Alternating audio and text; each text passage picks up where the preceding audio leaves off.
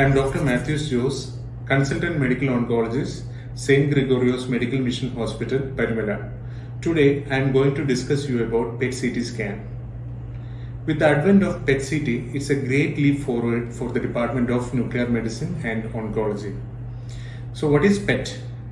PET indicates positron emission tomography, which is going to combine with the CT. So that two different images in one machine. So with the help of PET-CT, you'll be able to identify the functions and structures of cells and tissues in your body. Now I'm going to discuss about the prerequisites and how to do a PET scan.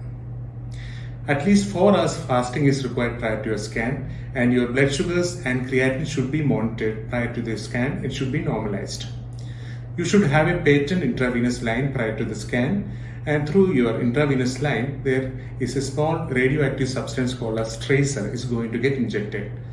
So within a matter of 30 to 90 minutes the whole tracer is going to get distributed through your body. So with the help of PET, these tracer are going to get identified, which is already been picked up by the cancer cells. And with the help of CT, you'll be able to identify different images in different angle. So once you combine this PET-CT, you'll be able to identify better quality images, as well as you'll be able to identify the cancer lesions, which may be a primary as well as the metastatic lesions. So PET is usually a painless procedure, and the entire process may take around 3 hours.